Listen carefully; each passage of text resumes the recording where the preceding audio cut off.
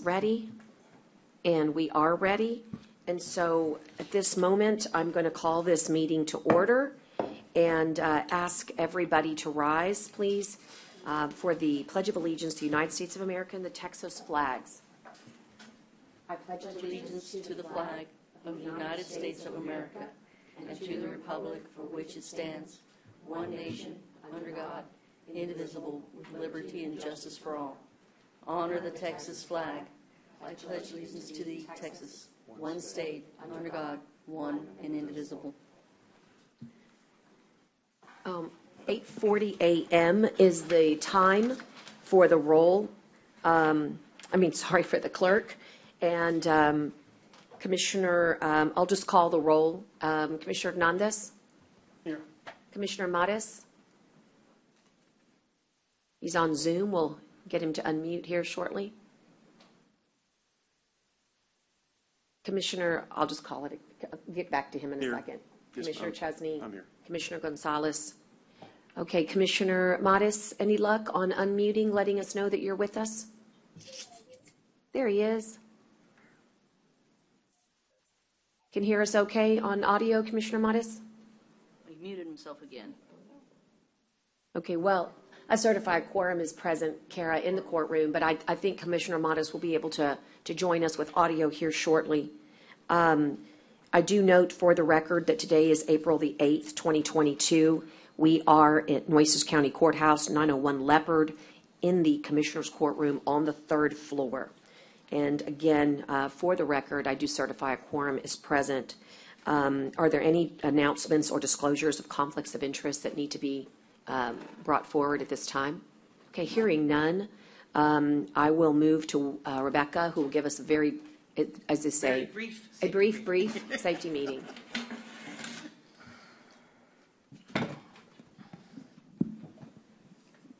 Good morning. Nope. Testing. Can you hear me? Yes, ma'am. Testing.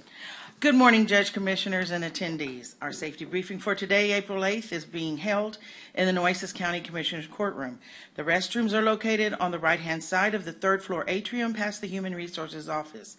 There is a fire extinguisher located at the rear of the courtroom and also 5 additional fire extinguishers located throughout the atrium area. Bleed control stations are on every floor. In the event of a cardiac emergency, an AED is located on the right wall next to the Human Resources office. Participant for today who will be responsible for dialing 911 will be Connie. In the event of an evacuation, our egress route will be slowly down the atrium stairs, proceeding out the doors located on the LaPan Street side of the courthouse and assemble in the parking lot across the street. It is important to stay together.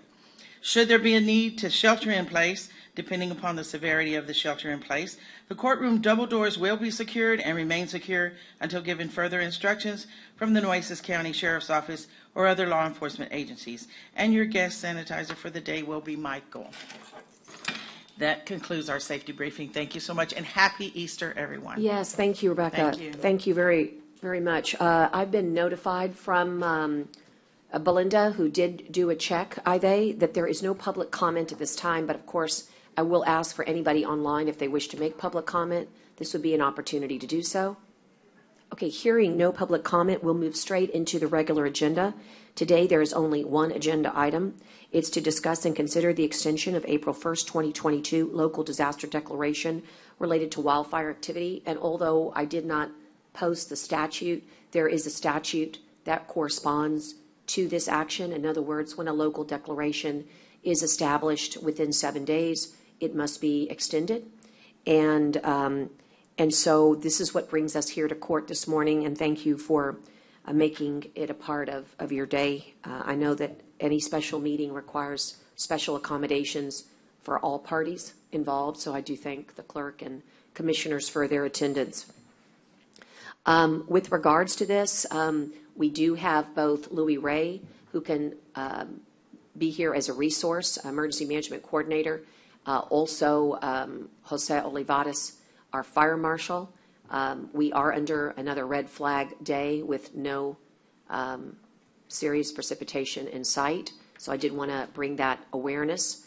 But on with us this morning, oh good, clerk, for the record, John Matis is here with us. And so thanks, John. We were having problems earlier, but we see you now on video, and you can unmute whenever you need to.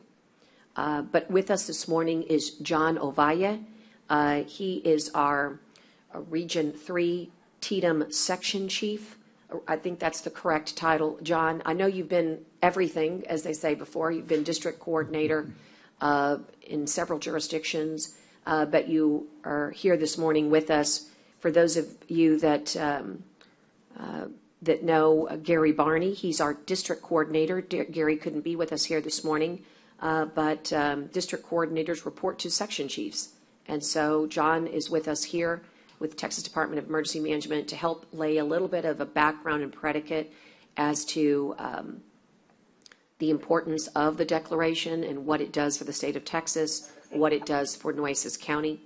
Let me just say that I did issue the disaster declaration in response to a coordinated effort.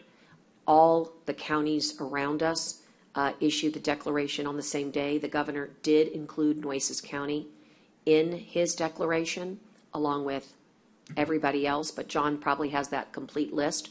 But it did include Jim Wells.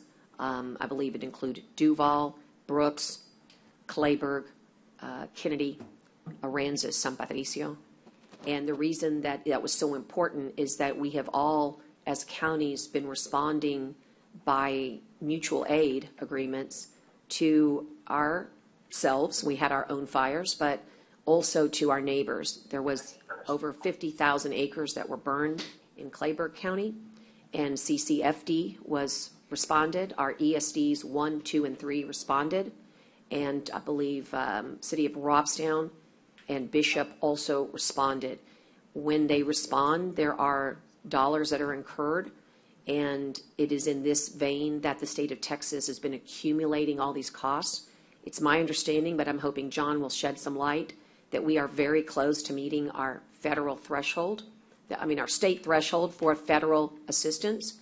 And once that happens, it opens the door to not only the dollars that could be recuperated, but also, and very importantly, the hazard mitigation grants for our future that will help us in preparedness so that the taxpayer isn't burdened here locally, that we get these opportunities from the federal resources. This is how we're still operating under Hurricane Harvey.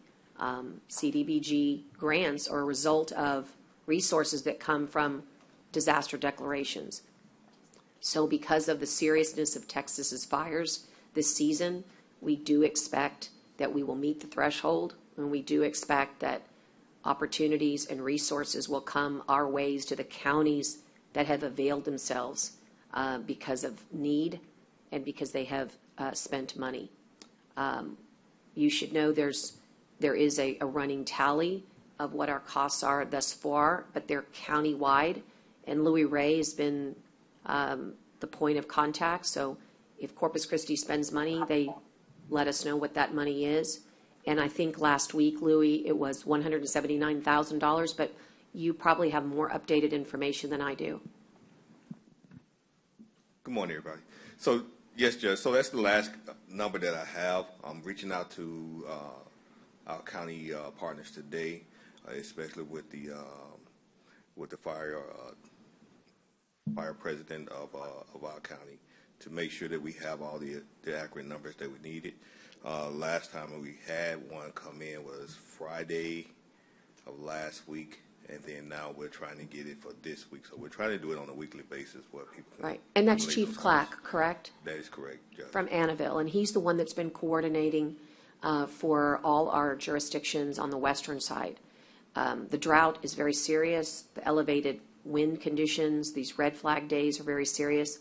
And just so you know how important it is to have these declarations, we were pretty worried on our own Nueces County wildfire 2 weeks ago that we may have to have an evacuation of several businesses and even potentially a detention center. So it's these types of situations that you really want to make sure if you need a STAR request from the state that it's available to you. And we would have needed one. So again, we can Tdap consulted with us. Sometimes I consult with Tdap, but in this case, Tdap consulted with us and all the county judges, and this was a coordinated effort. And what we ask of you all today is to extend this, and then when the conditions disappear, then we can revisit. John, would you mind providing a little bit of Tdap perspective for the court, and then I'd like to make a motion to consider the extension. Absolutely, Judge Gonzalez. Good morning, Judge, and good morning, everybody, commissioners. My name is John Ovalle. I'm the Regional Section Chief for Recovery and Mitigation for Tdap Region 3. That region covers 27 South Texas counties to support our local officials and any type of incidents, just like we've been experiencing here for the past couple of weeks. And as the Fire Marshal mentioned, we are going to experience some additional critical fire weather here in the next couple of days. So what we provide is just technical support and guidance, and also if there's unmet needs of resources, we coordinate with other state agencies to provide those resources for those communities that are impacted by that incident, in this case, a fire incident. Right now, we work closely with the Texas A&M Texas Forest Service that's able to provide those fire suppression resources to support those incidents. I know Gary Barney, your district coordinator, has been working closely with you, Judge, and the other judges and city mayors here recently to ensure that we have those resources ready in place to support those incidents. Now, in reference to your declaration, what this declaration does is basically it lets the state of Texas know that there's a need for support in your community. Right now, you are part of the governor's declaration for this incident.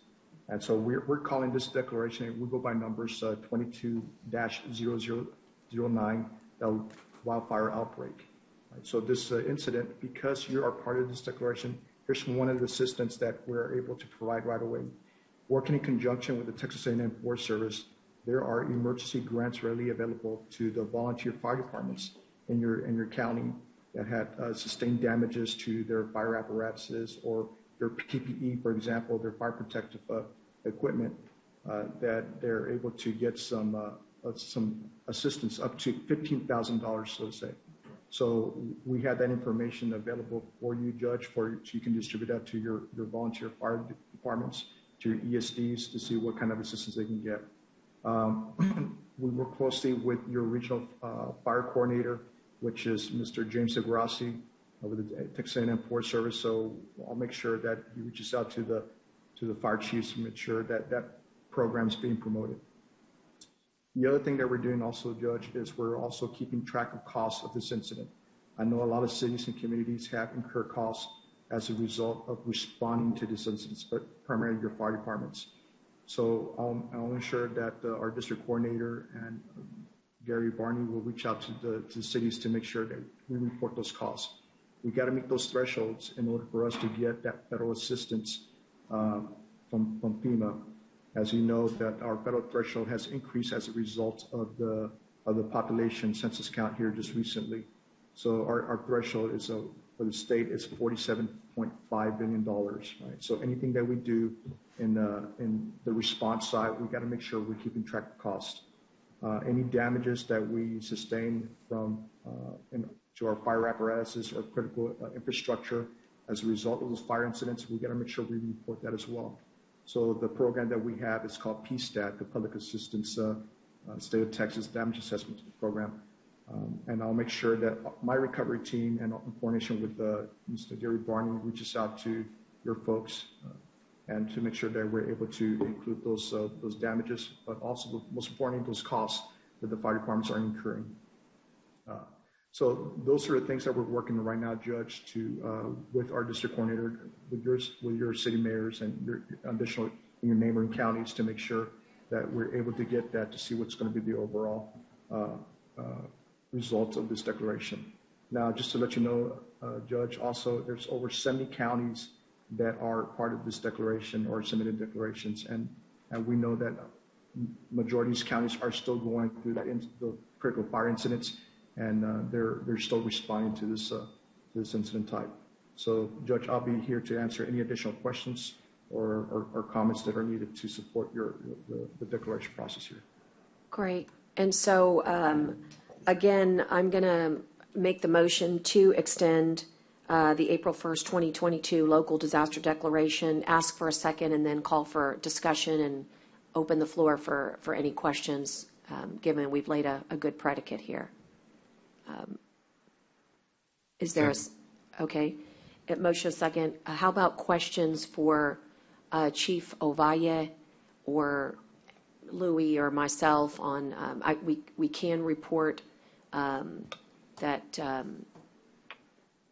even though, again, it's a red flag day, we have been fortunate here in Nueces County that all of our, fires had containment. The Borrega fire was the one that was really challenging and took quite a bit of effort. But thanks to the TFS helos that are located in Jim Wells County, our Nueces County fires, I think, had 2 drops. Is that right, Louis? We had 2 helo drops. You might want to just tell people when we talk about resources, what type of resources we're talking about. It's an impressive array that's sitting in Jim Wells County. You're right, Judge. So we do have, the fire, Texas A&M Wildfire Services has, and they staged a couple of helos for drops. Those tankers came in to help us out on the Pentas fire, which they had 2 drops at that time.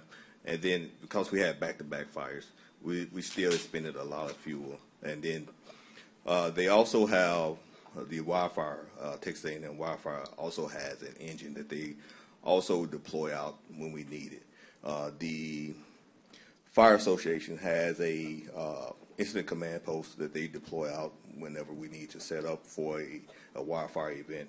And just speaking about the Borrega fire, I mean, we had ESD, like the judge said, 1, 2, and 3 respond along with our volunteers from Bishop. So, I mean, we're taking a lot of resources in on these fires. This goes without being said. We all know that.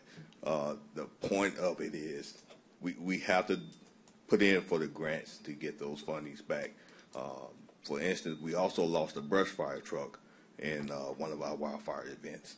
So, and that's a part of our cost collecting process as well. That was going to be my question to Judge, if that's okay, if I can jump in. Absolutely, jump in. Do you have a breakdown of what the costs are so far that you could provide us? Because I can. Can you, like now? I mean, can we get that? Because I can send it to we you didn't have right anything. The hard part about this is we don't have any background, again, in the agenda item to know exactly what the justification is. So I appreciate you being here, Mr. Ovalle being here. But I'm just asking questions because I don't know the answers legitimately. So could you, I'd like to see what the costs are that we're talking about. And like, I didn't know about that brush fire truck. That's good to know. But I mean, if you could, I'm assuming some of those are from you're saying from the city as well, or? So for the brush fire truck, I mean, the city responded to a couple of our fires that were local, and they also responded to the Bodega fire. But they didn't lose any assets at that point. The brush fire truck was lost from the city, from Annabelle. That truck was called up in response to a fire at the same time the Pentas fire was happening. So that brush fire truck went up. They sent a cost PDA for us. That's a PDA is basically an assessment of damages, preliminary assessment of damages that they sent to us. So I can provide all that information. I just sent it to, I just found that PDA and send it to Ida, and she can circulate it to everybody. and that's got all the cost on it. Is that what you're? It's just a preliminary. So Yes. what we've learned and what I've learned with fires is the equipment you take a big hit to your equipment in the firefighting world. And so whether it's bulldozers that are moving earth or your brush fire trucks, it takes a big toll. There's also, of course, a very big concern about the amount of fuel that we're also expending. But again, the declaration triggers everybody starting to count for the cost. So even though we have a PDA that's given to us from one arena, it's not the cumulative that, I mean, it takes weeks and weeks and weeks to get everybody to put forth their damage assessments. I mean, we take a long time on that. I'll give you a great example, take, winter storm. I mean, we had extension after extension because it takes so long to gather all of the cost estimates. And we're still in response mode, not in recovery mode. So in response mode, everybody's still on point to get to whatever fire incident there might be. And today, everybody's going to be on high alert. Thank you. If you can get me the breakdown, I've got this one that was sent. This says 123,000. It doesn't have 179. So if you can maybe supplement that. You said that someone said this is 179,000 number, so somebody's got to have a breakdown of the whole 179. I'd like to see that. If you Okay, could, Commissioner. if you could, that'd be great. And then, Mr. Ovalle, I guess I'm questions for you is, what are the conditions predicate on this that make the governor issue an order like this that is above and beyond, let's say, burn bans? We have brush fires down here all the time. Obviously, the Clayburgh County stuff was significant, way above and beyond. But we have, it's dry down here all the time. There's drought conditions down here all the time. I think we have a burn ban in place now still because of that. So I'm just trying to figure out, and I know you can't read the governor's mind, but you are the governor's agency, or the state of Texas agency who I guess reports to the governor. So I'm just trying to figure out how you get to going from a burn ban to declaring an emergency and what conditions that we should be looking at in trying to figure out how long to extend this, et cetera. I agree. That's a great question, Commissioner. So one of the biggest partners that we have that we work closely with is with the National Weather Service. The National what service? Yes, that's correct. Excuse me, Connie, would you put his volume way up? He's way, yeah, thank you. I thought it was just me not being able to hear. I was struggling. Okay. Hold on, John, we're going to I'm get sorry you. about that. Go ahead. I guess I could get closer to the mic too. So Okay. yes. So Commissioner, that was a great question you just asked.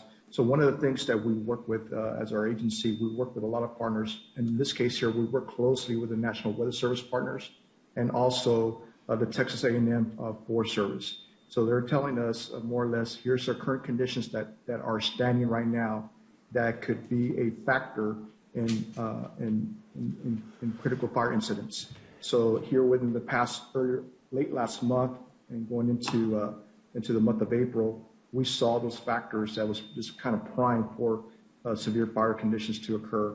And so you saw that here in the northern part of the state and also the western part of the state, we had some major fire incidents, which included loss of structures, and also we lost one law enforcement partner as a result of the evacuation process. So those are the things that tells us that we have to start activating resources, state resources, to start responding to those areas there because we know that threat's there. As we noticed that the threat was coming further south to us, the weather threat, we started moving those resources down to our region of the state. So there, like the judge mentioned, and of course the fire marshal mentioned, we have pre-positioned resources to respond throughout the whole South Texas region. As a matter of fact, when the Bodega fire occurred, we had those state resources down there in South Texas fighting in a 300-acre fire, and once they concluded that, they shipped those resources to the Bodega fire. So, Commissioner, what I can tell you is the main thing Okay. is kind of getting We ahead have to of the pause game. for just a moment. I'm sorry, we've lost a quorum present physically, so if you could just pause, please. You may not know that either. Forgive us, John, our court manager Sure, is no going to worries. check on one of our commissioners. He needed just a quick break. And what happens is, we've lost our quorum. He just stepped outside. I apologize. Absolutely, no worries.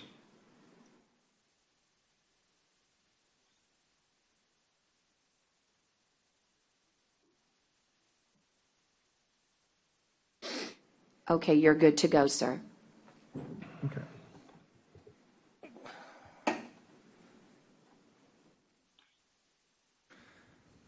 And another thing, Commissioner, we look at is what are the current needs from those communities. And so that's what we look at to determine whether on the declaration process from the state side. So, and I appreciate that, and this is really interesting because I've been here now this is my 8th year, and I don't remember us ever issuing a declaration like this on fire. So this is new to me, and I may be not remembering one or two, but I don't remember us doing it. So this is really good information, and I appreciate that. So why, saving aside the horrible, tragic fire that's going on in Clayburgh and in Refugio counties, we've been fortunate, knock on wood, in Nueces County that ours have been not anything to that extent. So I'm just trying to say, I guess ask two, and I'm not trying to I'm just trying to dig down.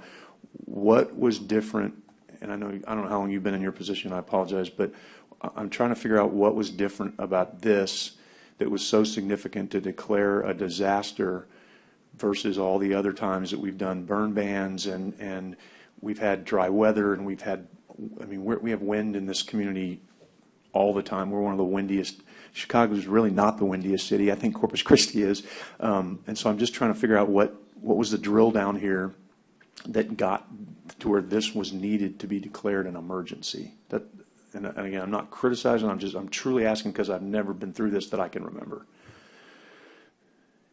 And I understand, Commissioner. So one of the things is just the amount of fires that our fire department's been responding to. It's just compared to the multiple other seasons that we've seen. I've been working closely with these fire departments here recently, and it's just the amount of fires that we've been responding to, but it's just also the acreage of fires that they're burning that they're responding to. And that's where they say that they needed the support from the state. And so that support comes from the Texas A&M Forest Service with their firefighting resources. And so that they were able to come down and support us as a result of that. It's just the increase of fire activity that we see. And of course, with the conditions, that's the other contributing factor. So every county's different. Clayburgh's, it's tragic, right? I just, Refugio, horrible. Right. I'm just trying to get, and I'm still, again, just drilling down, why Nueces County? In other words, we haven't had what I would consider, thank God, an extraordinary amount in Nueces County. I mean, there's a brush fire a week. That's a little excessive. I represent the island, as you may or may not know. We have brush fires out there all the time because of the wind, the dry conditions, and so forth. What is it in Nueces County that I guess the Weather Service and Texas A&M Forest Service says we need to have one? Because it's a big deal, right? I mean, if you're going to declare an emergency, people, you don't want to just declare, and I'm not saying that's what happened here. I think this was valid to do, this first one. So now I'm questioning, because that's the law, right? The governor issues the emergency, or the judge can issue, then it has to be extended by the court. So now we have to vote on it, and if we don't vote to extend it, then it doesn't get extended. So I'm not doing this in any way, shape, or form criticalness. I'm doing it because I truly am trying to understand why in Nueces County the Forest Service and the Weather Service believes this is any different than it has been over the last 6 years when we get so much wind, so much dryness, so much, I mean, there's, like I said, there's 2 or 3 brush fires a month out on the island. It's thankfully we have a great volunteer fire department out there and local fire department that takes care of them. But I'm just trying to figure out what in Nueces County specifically the Weather Service and the Forest Service said, in Nueces County you should do this. Not Clayburgh, not Refugio, not all the other 9 counties, but in Nueces County. Because me personally, I'm not seeing it, but that doesn't mean it's not there. It's just I'm not seeing what I'm seeing in all the other some of these other counties. So is there a specific thing that they said, hey, you really got to watch out in Nueces County because of these conditions, or is it just a general because we're all in the coastal bend and it's all the 11 counties that were picked? So Commissioner, one of the things is I don't have the number of fire responses that in Nueces County, particularly to wildland fires or brush fires. So I can't tell you that. So what I can tell you is that. Well, that's the fire marshal, that one. I appreciate that. That's fair. You don't have, if you don't have that. Yeah.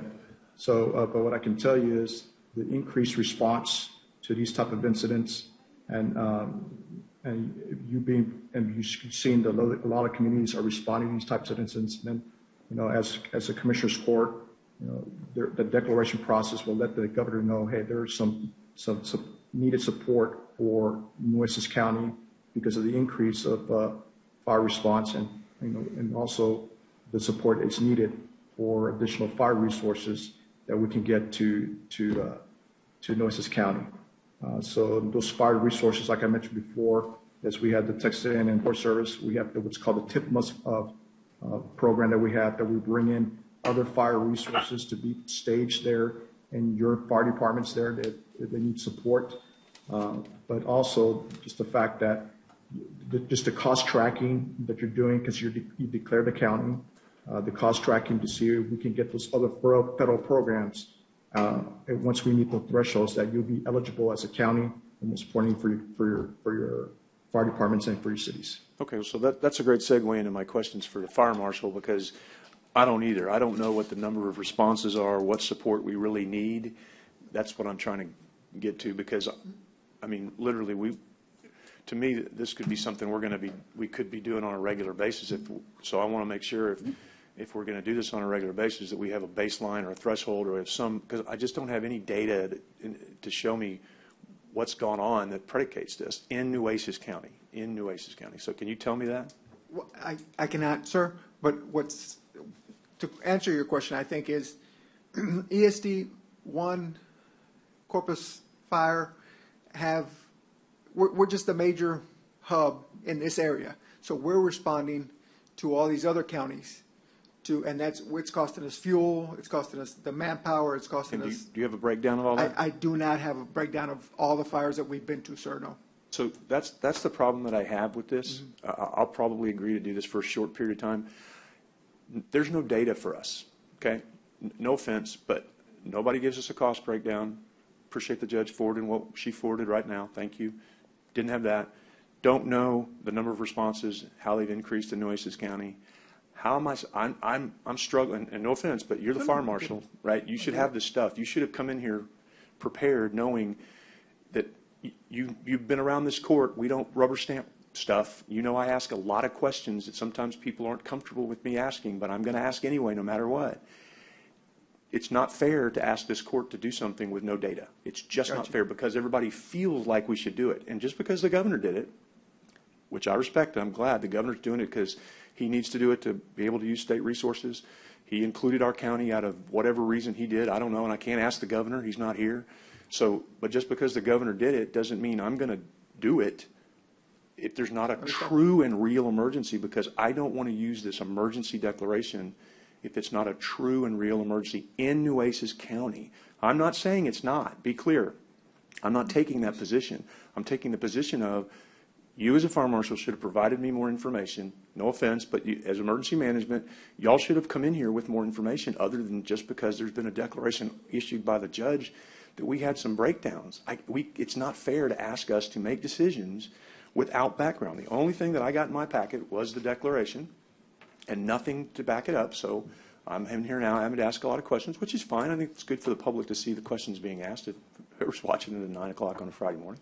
But I don't, like I said, as a matter of caution, might I extend this for a few days until someone can get me more information to explain to me why I need to extend it longer? Sure, I might do that, but I'm not going to extend it. I'm not going to vote to extend it very long based on what I've got today. It's not, and I think the public deserves that too. So I just need more in the info. interest of time and your request, we could put it on next week's agenda and provide the information that you're requesting. But one of the things I wanted to do, and I just sent it to Idea again, is to give you the governor's declaration as well. And she says that you guys do have that. Yeah, I read that. Yes, But ma'am. just remember that the purpose of a declaration is not that you're in an emergency. It's that it poses an imminent threat of one. That is a really important piece of disaster declarations, is that we certify in these declarations that an imminent threat of widespread or severe damage of loss of life or property is possible, and thereby that local disaster avails ourselves of the things that you're asking. So the truth is that once you issue the deck, a number is given, a number is assigned. You heard Chief Ovalle talk about that number from the state level. We also have an internal number that gets assigned, and then therefore it triggers our emergency management plan, which triggers all the queries that you're asking. So all the questions that you're wanting to know, we then send out to all the jurisdictions, Port A to Bishop, to Banquetti, Agua Dulce. But the fire marshal is right. We are responding, different jurisdictions are responding. So Okay, so CCFD. maybe you can tell me more about those jurisdictions that are responding. Give Yeah. me some general information, because Right. I mean, I still want all the data. I'm still not willing to extend this ad nauseum just until I get more data. That's But I mean, fine. if the fire marshal, he made a good point. He made a comment, so I can let him tell us what are these extra things that we're doing, because I don't know. I mean, I don't know. And the point of the declaration is the judge gets to declare it, validly declared the declaration, but then in that 7-day period, if you want the Commissioners Court to extend it, someone needs to give us information to vote on this reasonably, not just because of all the things that, nothing the judge said is incorrect, right, that he just said. But the other part of that is we then have the responsibility of deciding whether to extend this or not. That's the law. Right. We have just because the governor puts forth a declaration, county judge doesn't even have to follow that governor's declaration. And if she or he does, we don't have to extend on it. That's the law. So I appreciate that the governor did it. I'm all for extra resources, but I don't know what they are. I don't know what we're talking about. What are the jurisdictions you're talking about? What are the extra things that we're going to? Are you saying Cal Allen's going out to Clayburgh to help them?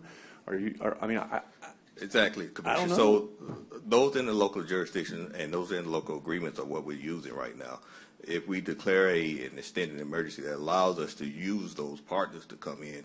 And then on the backside of that, there's got to be a price to be paid. Fuel costs money, personnel costs money, food costs money, and that's how we get our reimbursements back in. If we hit a threshold, we can get that money back.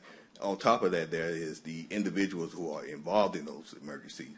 So right now, beside the PSTAT, there's the iStat that people can go in and plug in information when they lose property for fires. But in order to trigger emergency management to come in to help with debris management or debris removal, we need to hit a certain threshold. Extending our declaration can help that. Right, so what he's saying is that, for example, in the Pintus fire, we lost 8 structures. So just in that removal, there's individuals that will be affected, and the purpose of the extension is to be able to do exactly what you're asking for. We're still in response mode, we're still in a red flag mode, but with the extension of the declaration, what you get is the damage assessments. After Hurricane Hannah, it takes 30 to 45 days. In fact, we got 2 extensions to be able to receive all the information. The purpose of the extension of the declaration is to recognize there's an imminent threat and to recognize that we have the background. I did want to make sure that you also had, and that for the record, that I just sent to Ida, but I think she's got it. But the National Weather Service. I read that too, yes, ma'am. The red flag warnings. And also, we also have a listing of, in the governor's proclamation, be sure and look at all of the counties. Again, District 20 has, John, does it have 11 counties in it, Chief? 11 counties, District 20? Okay, and it was my understanding that the day that we were coordinating with Tdap, that all 11 counties declared. So let's agree that Kennedy County, 700 and all 700 of them, they don't have the resources, and they don't have a raging fire. But they have a declaration. But the state can send resources to Kennedy County, right, Mr. Right. Ovalle? I mean, whether we declare, it doesn't, in other words, I'm all for helping people, but I'm trying to determine what's in the best interest of Nueces County. So my understanding, Mr. Ovalle, is the reason the governor issues the declaration for those counties is so that he can use state resources for Kennedy County, right? Isn't that how that's supposed to work? Because you can't necessarily, Kennedy County can't necessarily rely on Bexar County or some other county to help them. That's why the state issues the emergency. Is that correct, Mr. Ovalle? So you're helping Kennedy County because the governor's declared a declaration, right? Mm-hmm. That's correct. So all these other counties are covered in the declaration that the governor issued, and then those counties would issue their independent ones for that work. I think it's great that we want to help other people, without a doubt, but that's what the state's doing to help these counties too. So I'm Right. trying to figure out what's going on in Nueces County So- is there a fire now? Is there something going on that, like, I want to know There- what has Yeah, I gone hear on you. in Nueces County So what's because going- the state is helping the other Right, but, counties. but what's going on now is an imminent threat. So if, the way that I was trained, and That's not my really by question. Chief Ovalle and his superiors, is that you ask yourself this: if you were in the cone of a hurricane, would you issue a disaster declaration? And the answer is yes, you would. And we are in the cone of wildfires. And so the same theory applies. And the idea here is to avail Nueces County of resources, dollars, and opportunities. What are those opportunities? The grants that will come to us if you do not have the declaration. That could be an inhibitor to those opportunities. The actual disaster deck allows us to create the assessments, bring those up to the state, push those up to the state, help the state make their threshold, and most importantly, avail ourselves of the resources. I like I was the just talking idea. about the Kennedy County example. I was just, you made the example of Kennedy County and Nueces. Well, that's what the state's supposed to help Kennedy County because, like I said, Kennedy County can't rely on other counties because those counties around them may not have the resources either. So I was just responding to your Kennedy County example, which means that's where the state's going to help. Well, us. I was Mr. going to Ovalle say is going to send all that they kinds have a of deck, resources. they have a deck too, right? But just so you know, Nueces needs resources. Those helicopters that are stationed in Jim Wells that came to help us, those are the examples of state resources. Okay, so tell me again, I'm going to give you, tell me again, where's the imminent threat in Nueces County? I know we have some weather days, and we have some, where's the imminent threat that's more so in Nueces County than it is at any other time that we have burn bans, dry conditions, and high winds, which is about 80% of the time, maybe not 80, about 60% of the time we live in Nueces County. So what is the imminent threat? The judge keeps using the word imminent threat. Fire Marshal, tell me what the imminent threat is. Mr. Ovalle, tell me what the imminent threat is, because I'm trying to get an answer as to what the imminent threat in Nueces County is. Exactly what you just said, sir. The imminent threat is that we are in that, we always are, but because of the acreage that's burned so far within our regions, within the 11 counties, they just don't want that to occur here. So it's Okay? not an imminent threat, we're worried that something could happen that's happening in another county.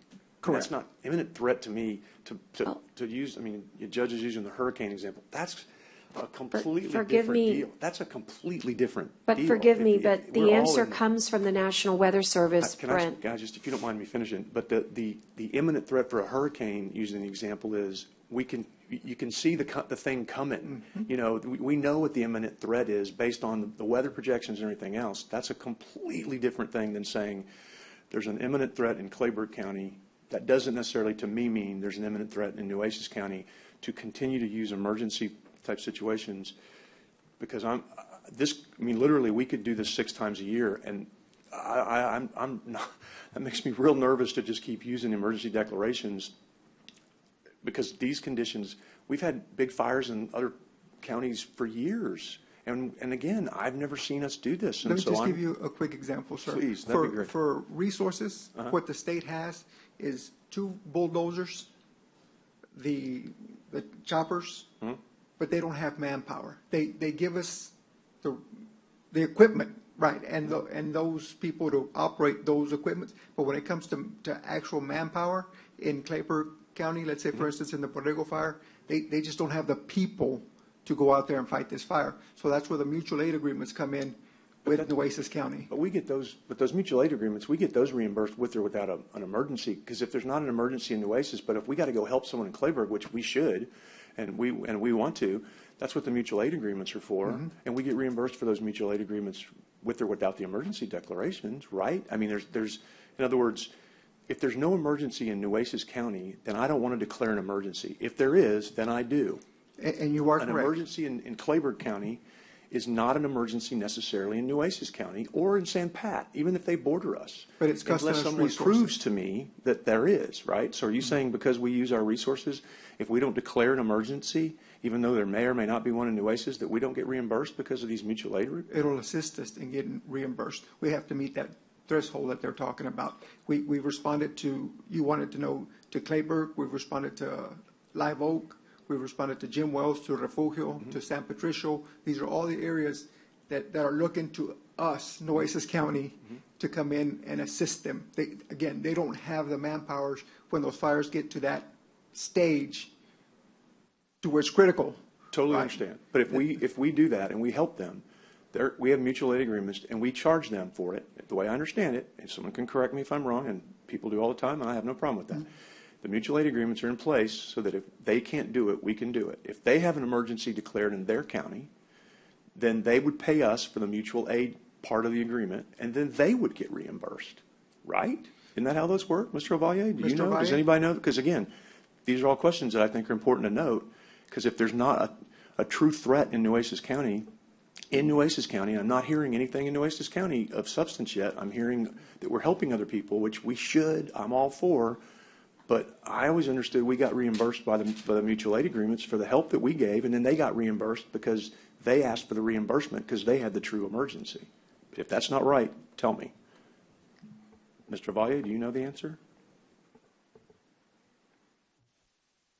So, Commissioner, what you just stated right now, it's all based on what mutual aid assistance program y'all have within the coastal bend area. It's with all those counties and cities that y'all have. So once you reach a certain point where there's going to be costs involved, it should be what's in the agreement.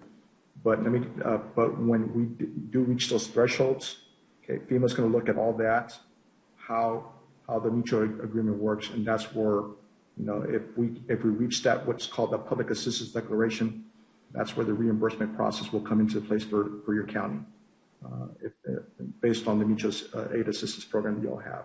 If we reach a public assistance, what was that term you used? I'm sorry. Public assistance. Public assistance declaration. So remember, they were mentioning about thresholds. We had to reach that threshold of $47.5 billion, right? Overall, as a state, okay, for us to get that public assistance declaration. And once we get that declaration, the counties that were part of that declaration, okay, are eligible for the reimbursement process. Okay, so, and I guess that's another area that I need to understand these mutual aid agreements, because this thing says declaration of local disaster. I don't see a local disaster in Nueces County. I see us needing to help other counties and make sure that we get reimbursed. I see that right now. So I'm struggling with this because there's nothing going on that I can see in Nueces County, because that's what we're here for. And I thought the mutual aid agreements were in place so that we got reimbursed by these people when we needed to go help them. Then we send them a bill, and then they would submit their bill because they have a disaster. But if that's wrong, and I don't know, because again, I don't have all that in front of me today, which is, you're asking me to vote on whether we have a local disaster in Nueces County. I don't think we have a local disaster in Nueces County, but if there's some legal terminology that we need to pass this for some reason, okay, but I'd like to know more about those mutual aid agreements too. I think we can get you County. some information about that, but I do want to direct your attention to the National Weather Service. I've read it. Well, what they say is critical fire danger conditions. But we get these throughout the year, Judge. I mean, this is not the first time that this has been issued by the Weather Service. So we get them regularly on high red flag fire days. But we've never declared an emergency in Nueces County on this before since I've been here. So this is a big deal to declare an emergency. Big deal. So again, the title is a misnomer, perhaps, for you, and in that it says local disaster. Right. But the disaster is, in the first paragraph, defined as an imminent threat. We do have an imminent threat, therefore the disaster declaration is appropriate to be extended. If we would like to get additional information from the state, additional information regarding mutual aid, I don't see that being a problem. But I do believe that it is in taxpayers' best interest for the state of Texas, for Nueces County, to continue this declaration so that we may avail ourselves of the resources today, in the next 30 minutes, and tomorrow, and whenever we need it, until this imminent threat is no longer for our region. Again, the state of Texas, actually, I was going to give you one more piece of information. Chief Kidd actually sent a pretty phenomenal letter that may help answer some of your questions in what is so different today I don't have versus that either, yesterday. Judge. I'm sorry. I You know, sent me- I just said I'm just about to press send. Okay. But this was sent to emergency management partners. That would be our office, Louis and myself, and it's just amazing how we're having to pivot now. Currently, he says every single Texas county is operating under a disaster declaration, yet Tdap only has physical presence in 30 out of the 254 counties. And he goes on to talk about how we need to pivot and implement and restructure emergency management funds in order to help jurisdictions. The reason I bring this up is because we cannot use the arguments of yesterday that we've never done this before as a good reason to continue the philosophy that this is no big deal. It is a really big deal to lose 55,000 acres to put the kind of support in the field that we have. I will tell you that 2-3 weeks ago when we had the Pentus fire, it was a very serious situation because of the fact we thought we may have to move inmates. We don't have that opportunity to come in and avail ourselves of resources because we didn't believe that an imminent threat existed. It would be more prudent, more reasonable than not to continue this disaster given the fact that we're under a red flag day, no different than we were under when the Pentus fire erupted. We were able to avail ourselves of resources. This is the right thing to do. It's, again, if we did not have the guidance and wise counsel of Tdap through the governor's office, it would be a little more daunting. But when all 20 counties, when all counties in District 20 have done the same protocols, I think that you should feel good about the fact that these protocols are in place for our own economic safety and our own economic opportunities. But what I think would be a good idea is to continue the information process. But when we extend a disaster, the threshold that we're meeting for hurricanes is National Weather Service. For wildfires, it's no different. It's National Weather Service. And you can really count on them to tell you when you're in imminent threat or peril. And when we get these types of statewide calls, which, by the way, a statewide call would not be issued for our county if it was a normal, everyday occurrence. The governor doesn't have time for that. Tdap, Chief Kidd has other disasters to manage, and we are having statewide calls every day, practically, during Red Flag Week. So I think these are all the indicators that provide the justification for us to extend. The statewide calls, issuing the alerts, the coordination with all the District 20 county judges. This is for a reason, and it's incumbent upon us to understand that this imminent threat exists, and the declaration is not because there's a fire burning in Nueces County.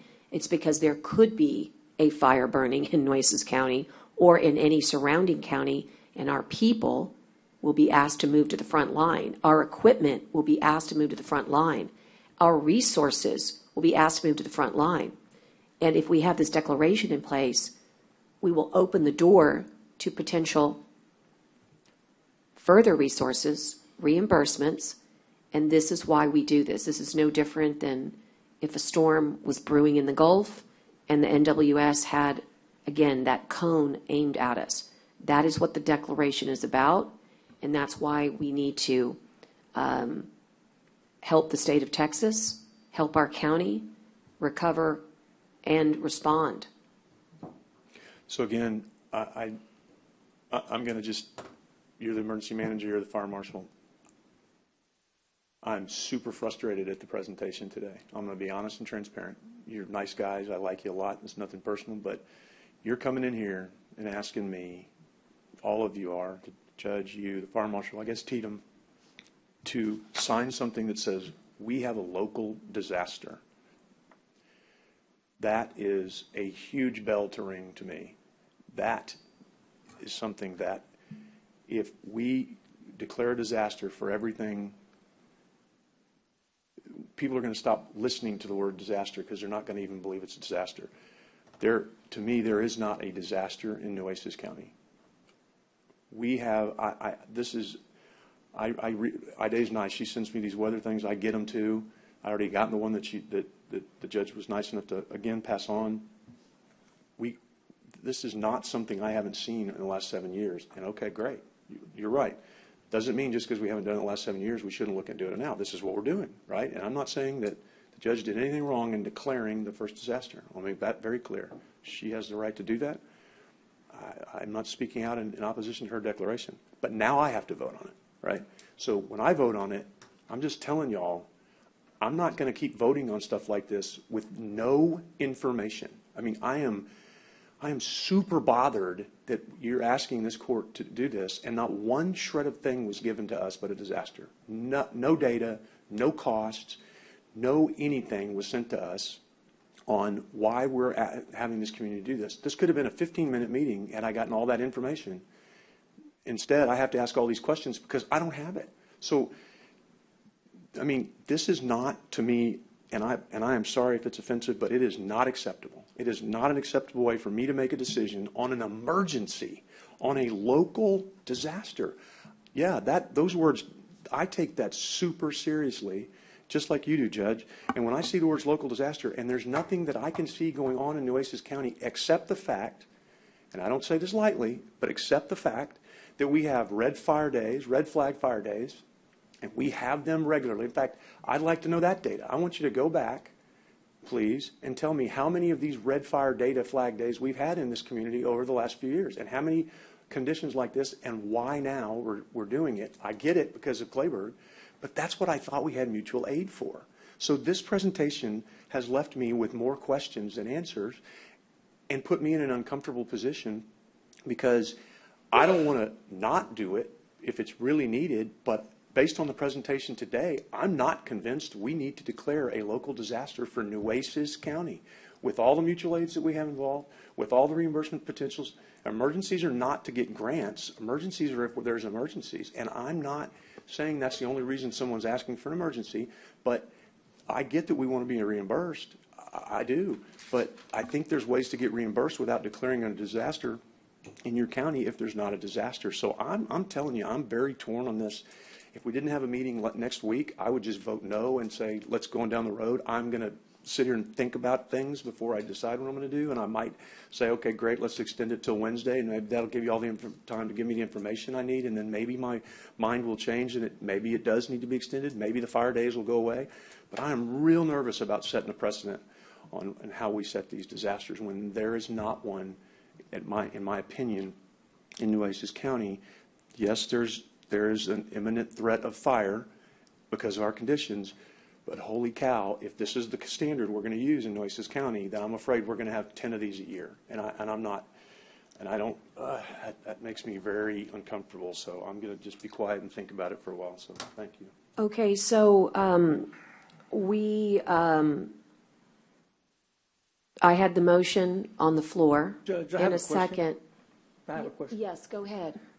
Can any of you tell me how many acres have been burned here in Nueces County?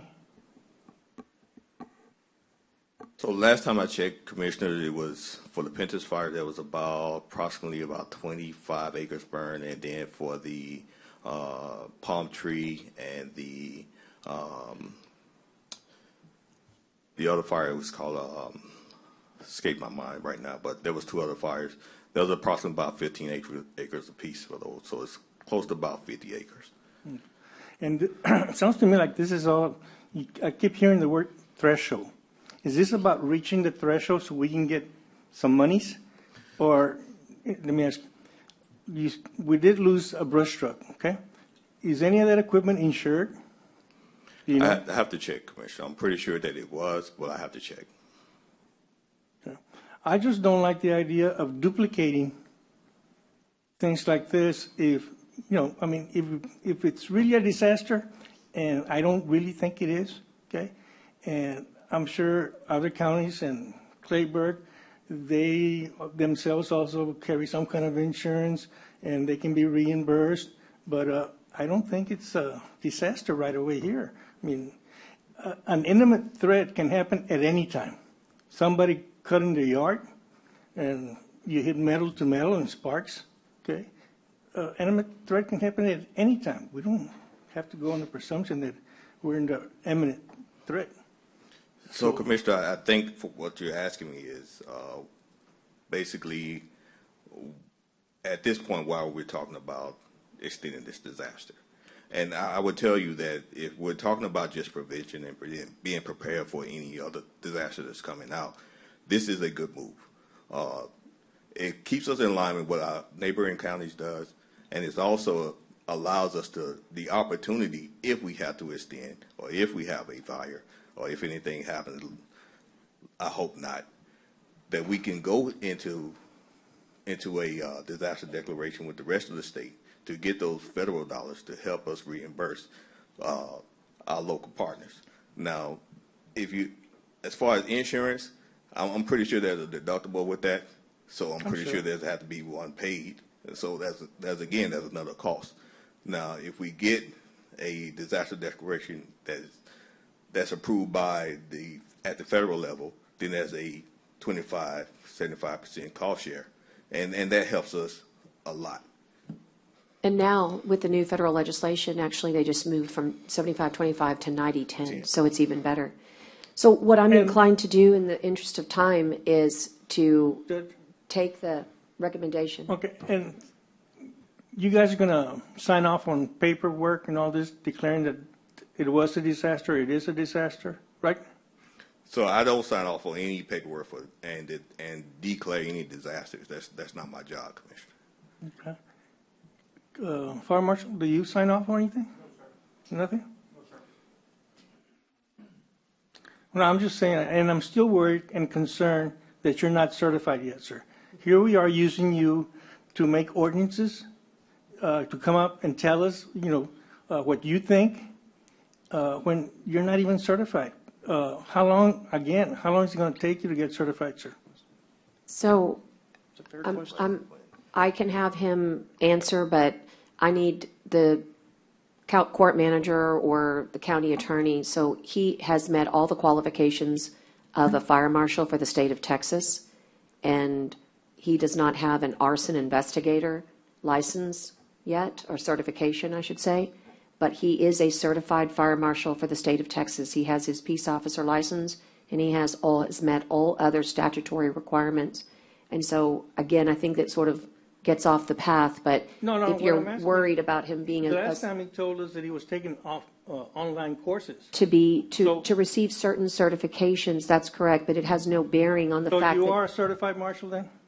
he represents You the are a state of certified Texas. marshal, sir? Yes, sir. You are. Yes, sir.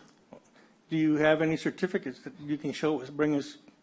I can bring you my peace officer's license. No, yes, no, sir. I'm not asking you, anybody can be a peace officer, sir. Not just anybody, but a police officer is a police officer. There we have a peace officer right there standing, guarding the door, okay? But I'm sure he's not a fire marshal. Right, he wasn't hired as a fire marshal. Right, so the fire marshal statute is what we look to. We look to the law, and what you want to know is whether or not we followed the law for fire marshals, and the answer is we have. And so anything extra that he gets is important to the county, like an arson investigator's license. And because we've mentioned it before, that due to COVID-19 and the ability to not have in-person classes, he has not received his arson investigator's license. But again, we're digressing. He is a fire marshal in the state of Texas. There's 254 counties. There is a law that governs fire marshals, and he meets the law's requirements. So all I'm asking is, give us a copy of your certificate. I'm sure you got a certificate, right? So there's no certificate. He was hired as a fire marshal, and he meets the statutory requirements. Well, then we should stop hiring people, Judge, that don't qualify, and then paying them for 2 or 3 years, okay, because they're not exactly what we need. And that happened to us in another case that I'm not allowed to mention. But I mean, again, we should stop doing things like I that. don't know what this relevance is, Jenny, to here. I'm going to need some assistance. Anything past your questioning of, I understand, and we've been through this before. That's why I'm not mentioning any names or any well, departments no, or I what. mean, but yeah, those things are not noticed on the agenda, and that's the problem. It's not an agenda item to discuss, hiring practices. Well, but I mean, I think it's relevant, though, Jenny. I'm going to disagree with you. I mean, I think it's relevant because he's asking him questions on, he's making recommendations to this court on an emergency. He's asking questions whether or not he's qualified to make those recommendations. So with all due respect, I think it's relevant to the agenda. So, Well, I think that it's fair to ask whether or not he has met the statutory requirements of a fire marshal, and I can certify to this court as an officer of the court that he has met the statutory requirements that the state of Texas puts forth for being a fire marshal.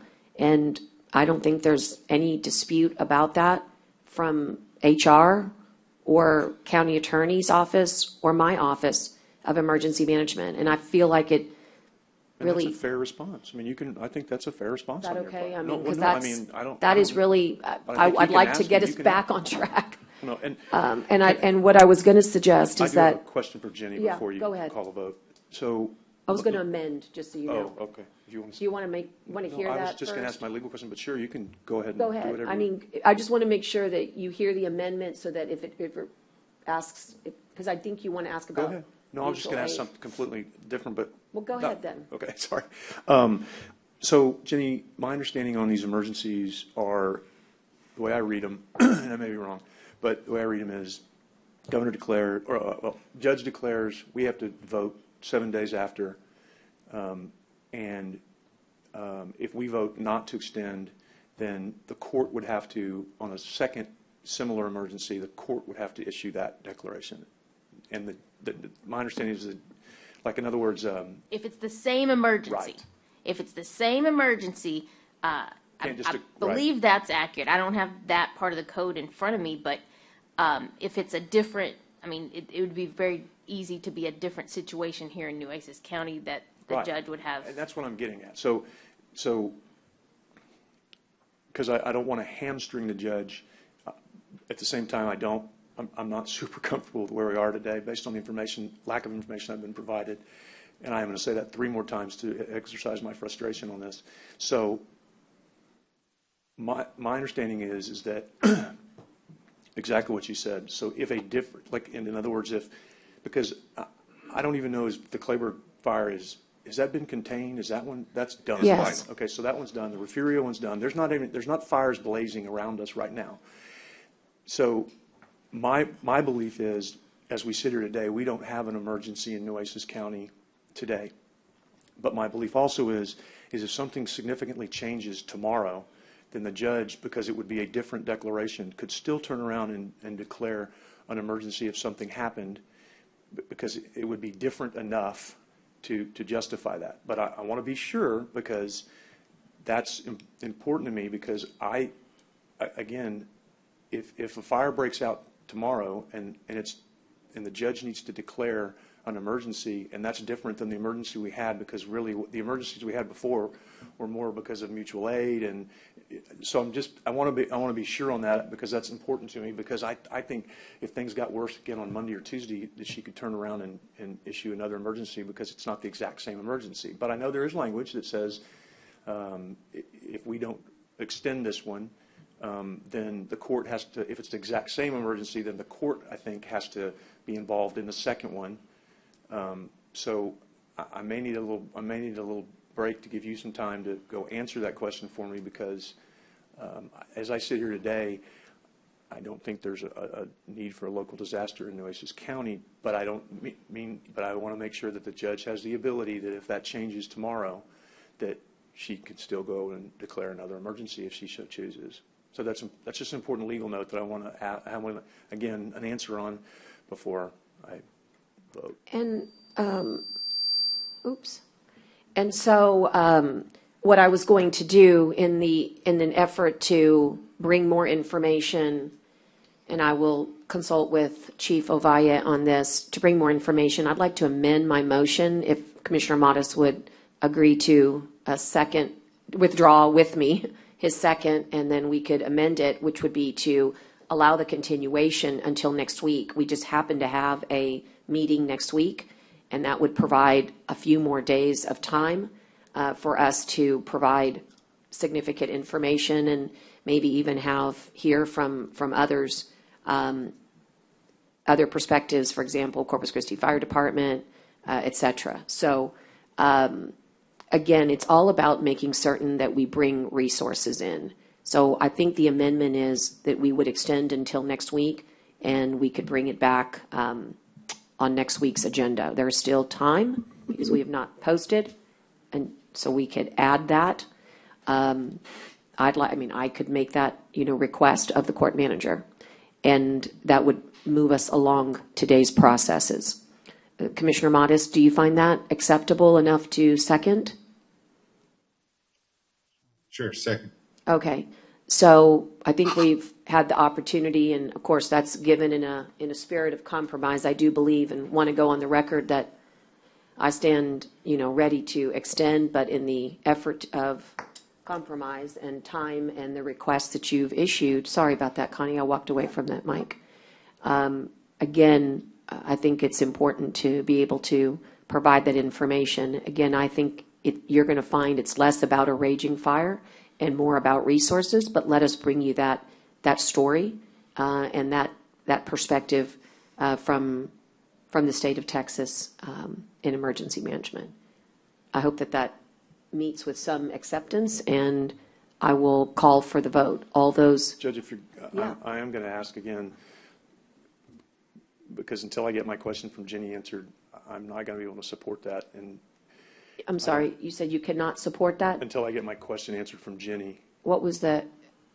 Because my understanding is that if tomorrow something dramatically happened differently, then the judge could go ahead and declare another order. I don't see today that there isn't a local disaster needed today. But I want to make sure, because if tomorrow the judge, fire breaks out, something happens, and she needs to declare emergency, I think she still could if that's what she wanted to do, if it's different than this one. In other words, the way I understand it's set up is if the court doesn't extend, then the county judge can't just tomorrow for no reason extend another one without court approval. But if something dramatically different happens that's different than the first emergency, like an imminent threat, literally like something going on in Nueces County, that she could. But that's the legal question that I want to make sure on, because if tomorrow something happens, I want to make sure that the judge can do that. But because today, when you're asking me to vote, I don't feel like there's an imminent enough threat to tell the whole community there's a local disaster when there's no fires, and we have these conditions regularly. And I don't have any information. I don't have any information that I need to do this today. And so if I'm pushed for a vote today, then I'm not leaning. Well, I'm not able to table this, Brent, because unfortunately the 7-day rule is a 7-day rule. Otherwise, I'd be happy to table it. I'm not saying table it like past today. I'm there's- just saying I want to know the answer to the legal question. It could be for 30 minutes. I mean, it could be for Well, whatever, an hour. I mean, it can be. Well, if you don't I want to, believe- Judge, I'm okay. That's fine. I'm I just trying mean, to. I'm trying I to- understand that, but just so you know, I think it's important to understand that this is an extension from the time of the disaster. So it's not about, first of all, there is an imminent threat today. That's for sure. And maybe that's where I hate to bring back, the same discussion, but Chief Ovalle, one of the things that I think the court I'm hearing from this court is they are trying to come up with they're using emergency in lieu of imminent threat. And so disasters are issued without there being an emergency. Isn't that correct? So that's correct. So the disaster declaration is also preparing for that imminent threat I mentioned before.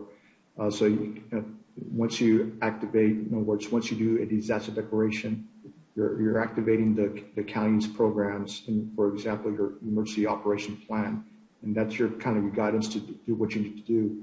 Primarily, the tracking of costs and also the use of other annexes in your declaration. So that's the purpose of the county declaration. Right. So I guess I want to make sure. Yeah, thank you. That's perfect. So for me, Commissioner Chesney, you're using a different metric than the metric that we need to be using for the county to make certain that imminent threat is addressed, this extension needs to be,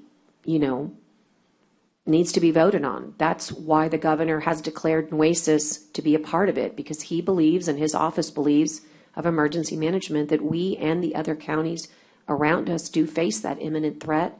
It does put us on a preparedness, and I do understand completely how the words can be utilized in a way that make it appear to be confusing, but we need to make certain that we treat this incident like we treat all incidents with regards to extreme weather, and that is that we must, if you will, activate the emergency management plan so that we can have and avail ourselves of the right plan to prepare our community.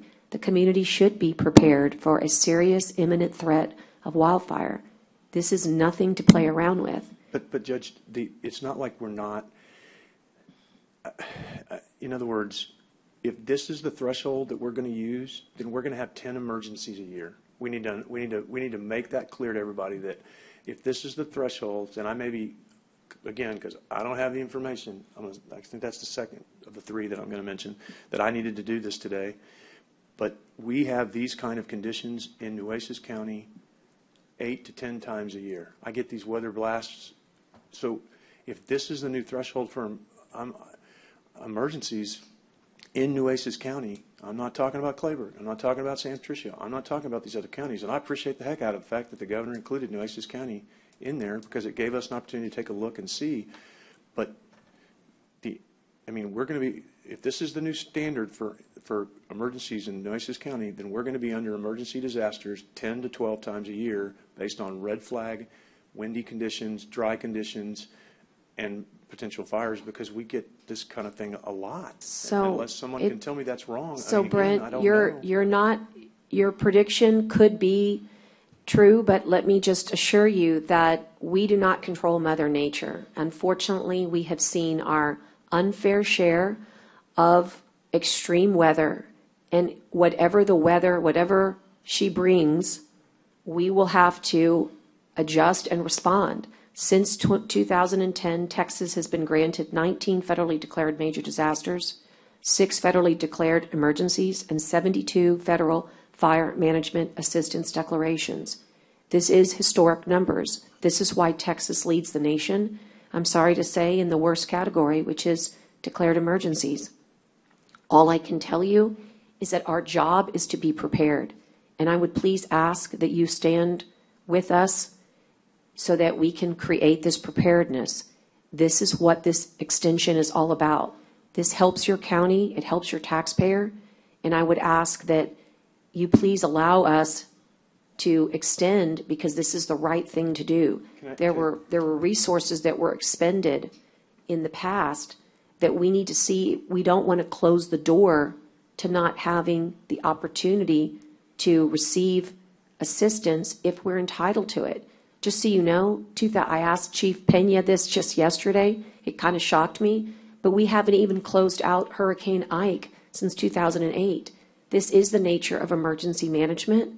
It can be frustrating, but I assure you that I don't wish these declarations on any of us, but they are needed to protect our community. Please help me protect our community by extending this till next week so that we can get these questions answered for you regarding mutual aid. I don't believe our county attorney was ready to answer mutual aid questions today. And I think it's important that all the resources, this is the process we've used for flooding, okay, that helped your communities in the western part of our communities, northwestern. This is the same process we used for hurricanes. It's the same process we use when we believe that our folks need to be protected. So can I ask Chief or Mr. Ovalle, I'm looking at this weather thing again, and there are other parts of this state that are far more extreme in their fire ratings or fire likelihoods than us. Are they under emergency declarations? And I'm looking at this one that the National Weather Service that says extreme, and it's extreme in Odessa, El Paso, Lubbock, Midland, Abilene, Amarillo. Are there emergency declarations out there? And those are extreme. We're in the very high, and then there's the extreme. So Commissioner, yes, like I mentioned before, there's over 70 counties How many? that are under declaration right now. 70? 70 counties. 70? 70, yes, sir, 70. The governor did his for our area. He did it and just included is it like a regional? Because I thought the one I read only had 11 or so counties listed in it, right? The ones that I got from the governor that y'all sent me, I thought it listed No. the 11 counties around us. I'll pull it up again, but I So believe there's- all of them are listed. So what I can tell you, Maybe it just Commissioner, listed our counties. there's two declarations that are simultaneously going side by side. You had the fire incident, and then you also have the severe weather threat, the tornadoes that occurred. So there's a little bit less counties on that one compared to the severe weather one. So Correction, the fire weather one. So the fire one, there's 70 on the fire ones? 70 counties? Right, correct. So every day, you are eligible, or y'all can have access to this information. It's what we call the disaster summary outlines, okay? And so I just did a count this morning. It's over 70 counties that submitted declarations for this critical fire incident. Okay, so, and let me pull that one up that the governor, that one. Including all our District 20. Okay, so maybe that was just one Correct. specific for I District 20? think that's what no, I'm saying to you, including all of our District 20. So all of if we do not, our declaration includes District 20, I'm sorry, our declaration is consistent with District 20. And again, there's also I want to put this into the record. There's a very good website on Texas A&M University System, that's tdap.texas.gov. And there is a very important overview that really summarizes the justification for today. I think we've kind of talked it out, but increased fire weather conditions exist for South Texas. Dry fuels paired with low relative humidity creates potential dangerous fire conditions throughout the week. Texas and the areas of concern are encouraged to make an evacuation plan with multiple routes, prepare an emergency kit with supplies, heed guidance from local officials, and monitor local news. Texans who sustain damage caused by wildfires are encouraged to report damage through ISTAT. Of course, these are the justifications that are very similar when a hurricane or a event happens inside our community, like a tropical storm, tornado, whatever the extreme weather is. And these are the bullet points that, again, I place into the record through this oral, process to make sense of it all. But again, we're going to, So it's Judge, best I'm sorry. to cumulatively bring all these wildfires together, Commissioner. So that's why we like to extend, because it dates us back to our first resource that we expended. I believe you are correct. I know you're waiting not for me, but you're waiting for the county attorney. But I believe you to be correct when you say that if you were not to extend this declaration and a fire were to break out, I believe I could issue a declaration. However, we would not be capturing all of the lost resources that have been expended. And that would be a shame, because our county judges around us are doing that in an effort to send those dollars up to the state. By not saying that there was an imminent threat, by not acknowledging this extension of the disaster, we hurt our state, in my opinion. We hurt the process, and quite frankly, we need to be in lockstep when it comes to disasters with our state. Again, you're saying something I think is a truism. We are seeing an unprecedented amount of Mother Nature acts of extreme weather, from wildfires to tornadoes. And yes, I think that it is incredibly serious. And for 2019, 2020, and 2021, we did not issue any wildfire declarations. So it's not true that you would see them all the time or 10 times a year. This is extraordinary. This is different. I am letting you know that at the top level, statewide calls, they believe it's different, and I do believe it's acting in the best interest. But at some point, we just have to move on. We need to vote on the extension. I have offered the olive branch to extend till next Wednesday.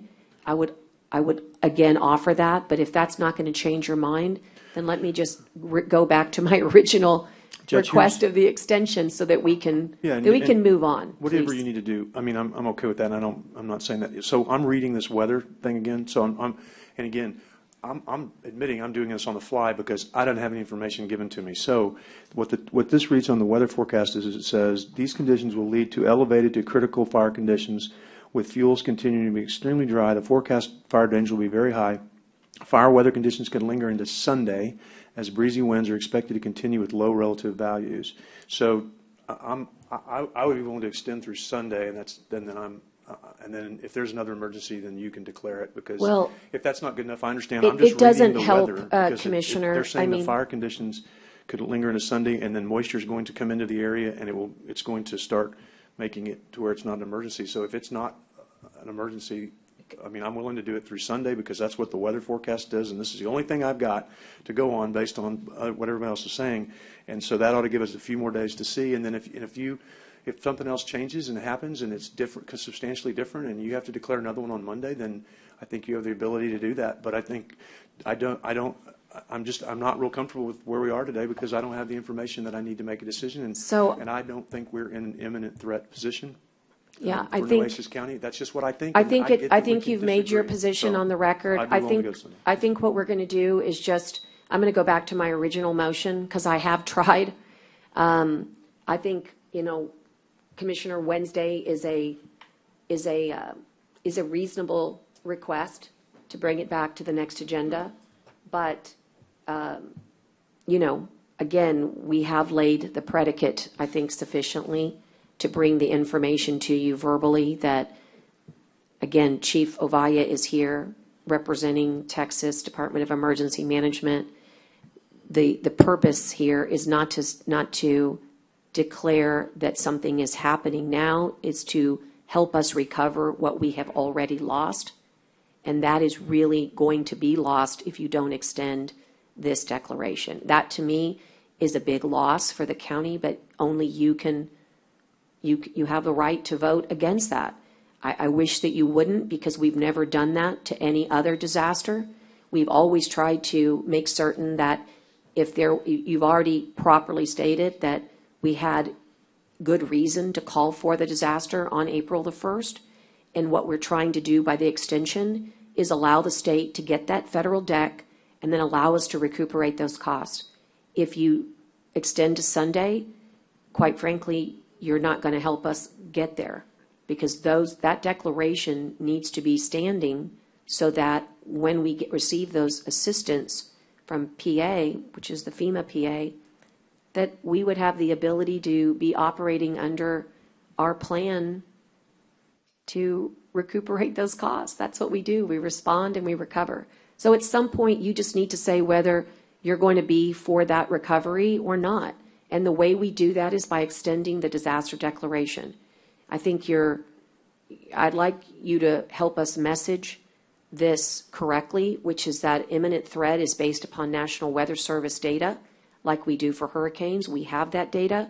Chief Ovaya has confirmed that data. It's on the Tdap.gov website right now. And I think it's going to extend through the month of March. But, I'm sorry, through the month of April, sorry. Yeah. But I do believe that you can get more information, but 7 days after a declaration, you're not going to have all the costs because we're still in the process of recovering them. I wish that the process would be better understood, because an emergency is a misnomer here, but the emergency is the preparedness for the emergency. We really should be in lockstep on this. I'm not sure what the concern is here. I really have listened carefully, but I think that the state of Texas is giving you all the clues you need. The governor has included us in the disaster. Extending it is helping our state. To not extend it does not help our state. So, again, I mean, I don't know. I mean, maybe we should leave it. Commissioner Morris, I mean, I'd love some guidance here. I mean, I'm happy to vote on it for the Wednesday, but that was an olive branch to get them, you know, to get commissioners more information. This is really important to me that we all have unity when it comes to preparedness for our emergencies. You would not want to be in a situation where your ESDs could have been paid or repaid and you didn't give them that chance. That would not be a positive message that we could send here. That's all this extension is going to do.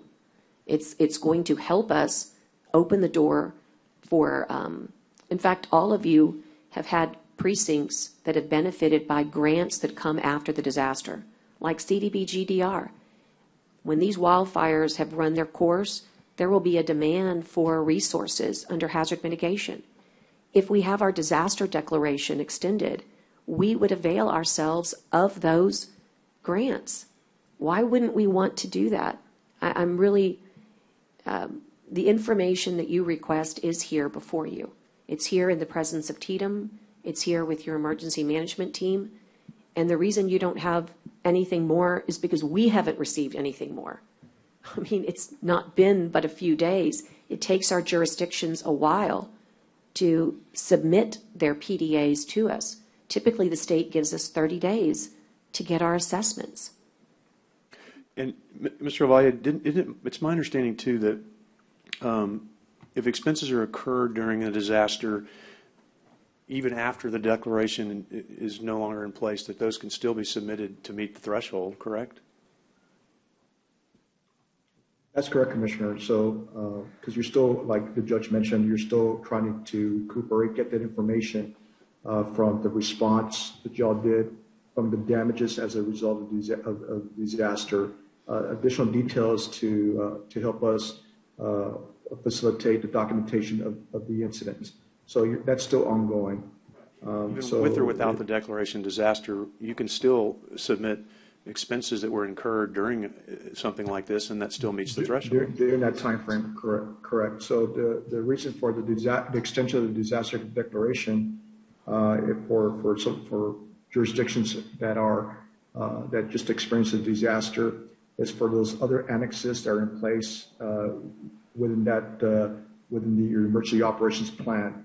That includes emergency purchases. That includes other recovery programs that you have for the community. So that's the purpose of the extension of the disaster declaration if the jurisdiction desires to.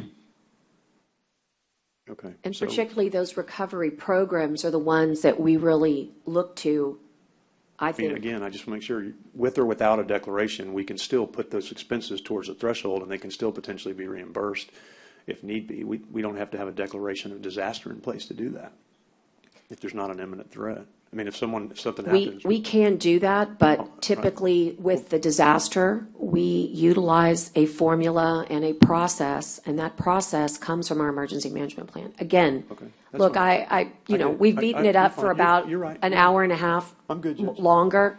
I mean, just, you get to vote against it. I mean, you get to vote for it. It's a choice.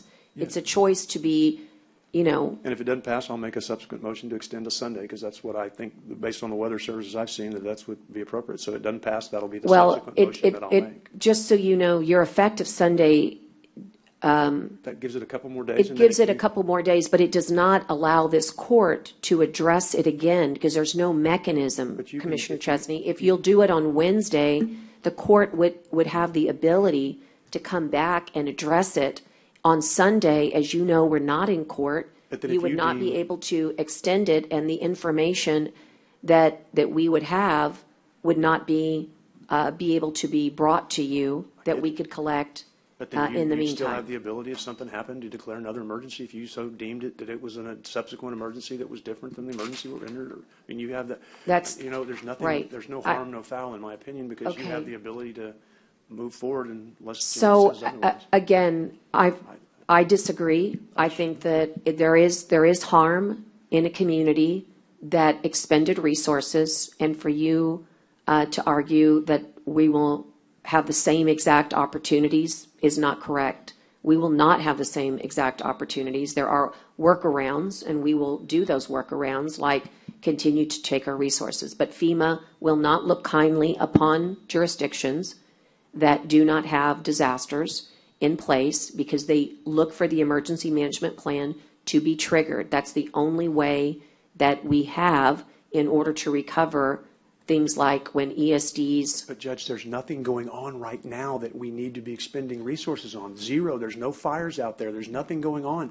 That's what I'm trying to say. There's no imminent threat if there's nothing happening. If an imminent threat happens, as you think that it will happen, then you have that right because something new has occurred. Right now, we shouldn't be spending any resources on anything because there's nothing going on. Well, Commissioner, part of that is just being prepared for anything to happen. This declaration will help us with that. Then we should just live under an emergency declaration, Well, I guess. Commissioner, we are in what's called a fire season right now. This is different from what we had in the past. Okay. I mean, all of Texas is under this, basically. Right. All our partners to the west of us, all our partners that may be south of us, our community neighbors, we're all under the same thing. Even North Texas had the same issue. And if we go on the premise of a weather forecast, we may not get rain, or we may get just very little to increase the fuel that's on the ground and make things worse. So this deck will help us.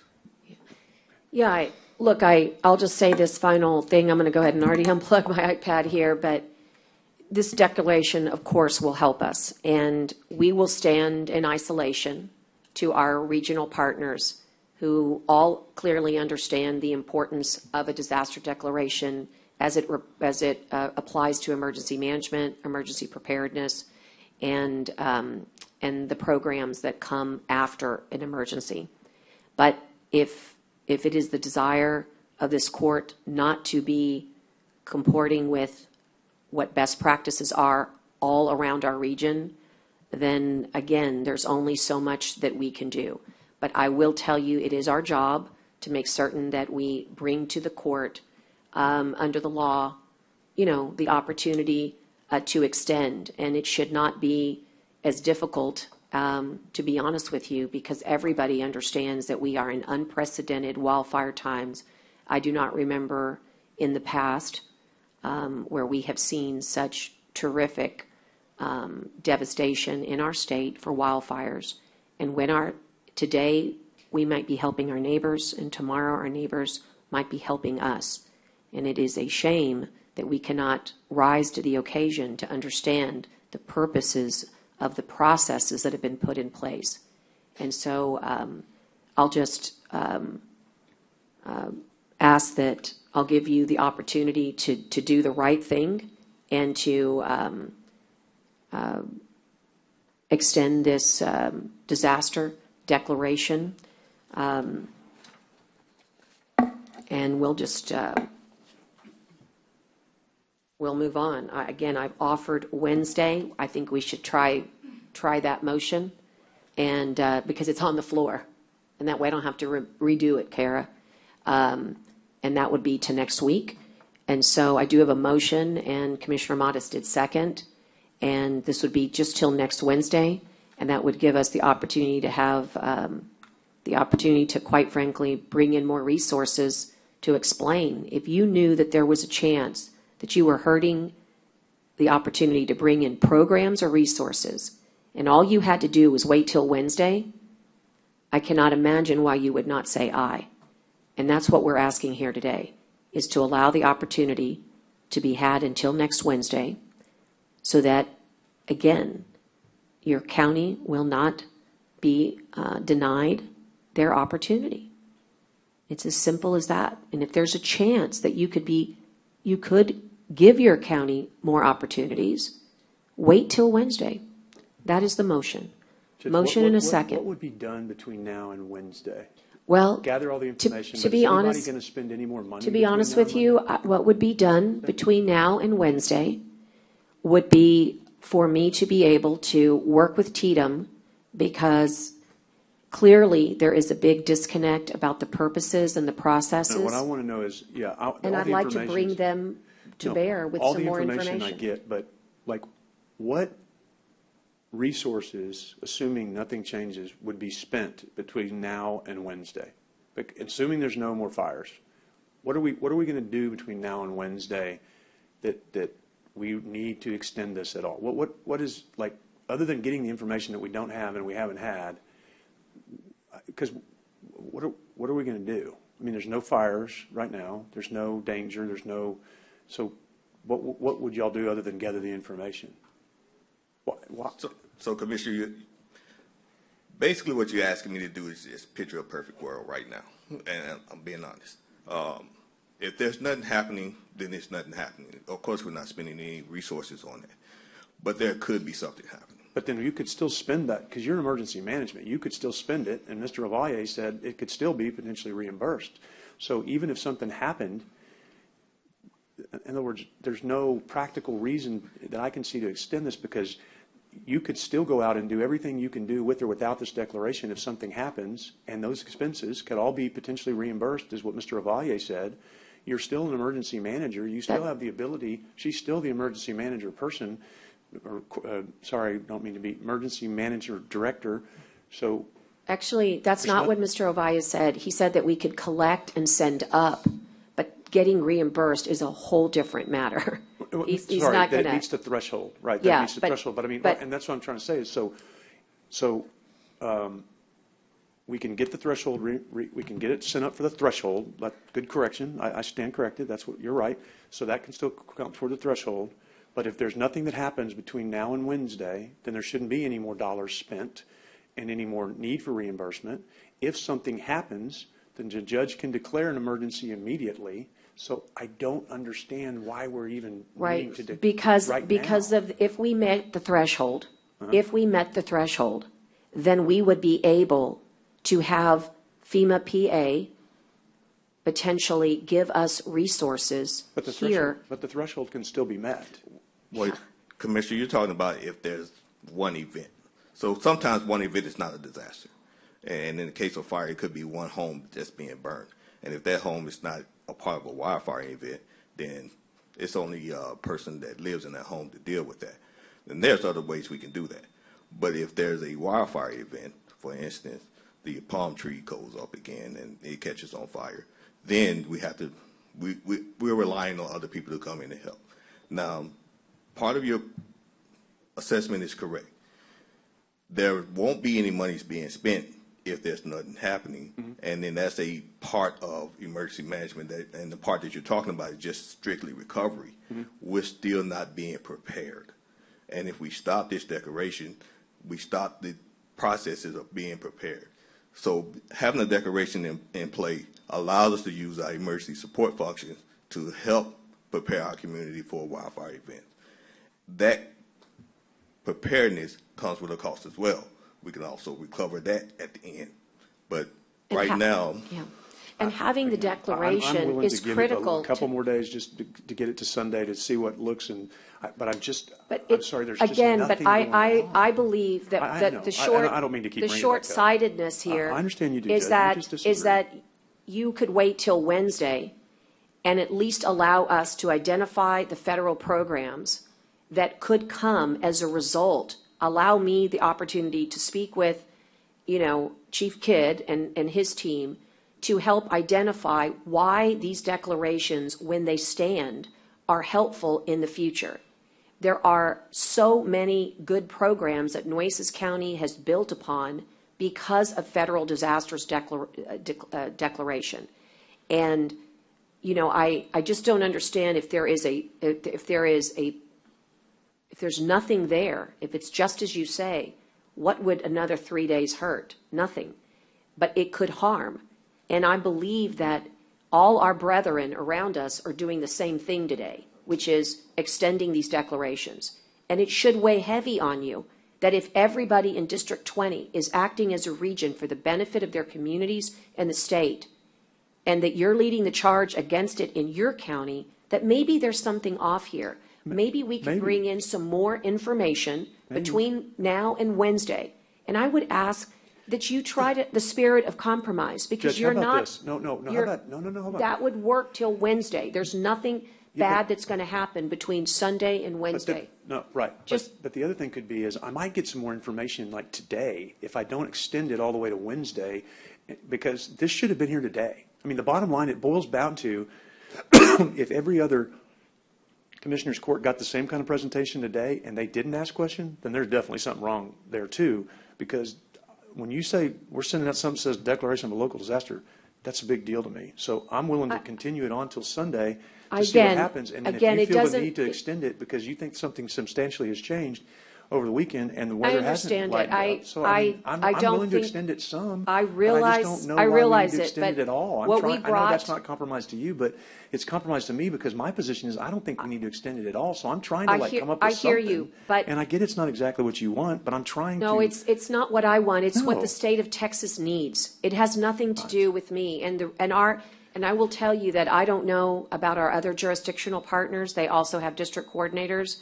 But what we brought for the court today, Commissioner Chesney, is Chief Ovalle, who represents the region, who has told you that these are the processes that we utilize in emergency management, and these are the ways that we can seek recovery, and the ways that we can open up programs, and the ways that we can help people by being able to utilize the declaration. And I don't know about you, but when I see his uniform and his badge, I have a tremendous amount of respect for that. And that is the information that we brought you. We brought you the very chief that we consulted with in designing this. And the purpose of having the declaration is to allow for its extension. The reason it's brought to you within 7 days is because typically you're not able to gather as a group the moment of the extension. It's not meant, the very reason that we needed it is why you should extend it. Nothing is changed. This is just the opportunity to gather within 7 days. That's why the law is put forth that way. You're changing it and making it a query as to whether or not something's happening right now. The purpose here is to make certain that we already know something happened. We already know something happened. Something terrible happened. 55,000 acres were burned. We had tons of resources. We had a lot of people nervous because it could have jumped and destroyed tons of private property. And quite frankly, I mean, we've already lost one first responder in the state. To not extend this is really just to not understand the nature of this beast, which is an imminent threat. And honestly, I'm perplexed because I could not have brought you a better person. To be honest with you, we asked for Gary because I did not want to bother Chief Ovalle. Gary Barney is our district coordinator. He was not available. He's in another jurisdiction. The chief offered. He's been on here now for 2 hours.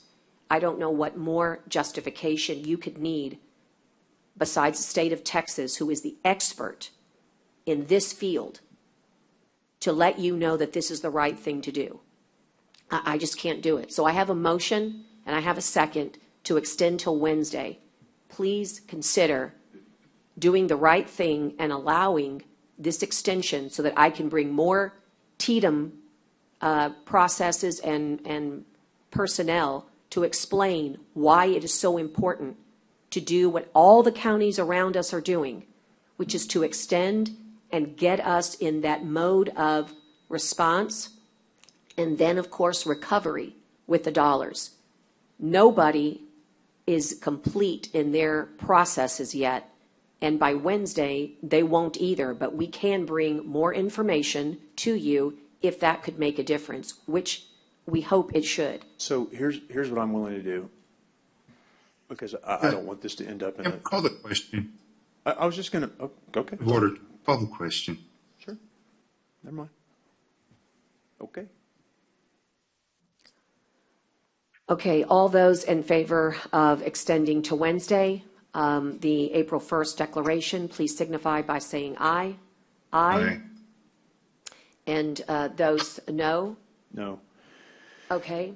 I would make a motion to extend this through Sunday, and if any need arises to have any other emergency meetings or anything like that, I will make myself available. So that would be my motion to extend through Sunday. I as well. I'm sorry?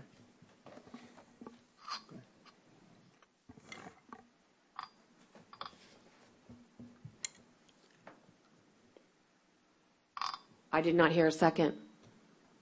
So you don't Okay, want to well, extend it- hearing, You don't want to extend it at all then? hearing no second. I'm sorry? You don't want to extend it at all? That's fine. I'm I, just. okay. I know that- again, you know, the, Are you talking about the Sunday 3 May? yes. I'll second that. Okay, he's seconded it, and, I mean, I don't even know what the purpose is anymore. We can't stand, I can't believe we pledged the flag and then we do something like this to the state of Texas. All those in favor signify by saying aye. Aye. Okay. John, did you say aye? No. Okay.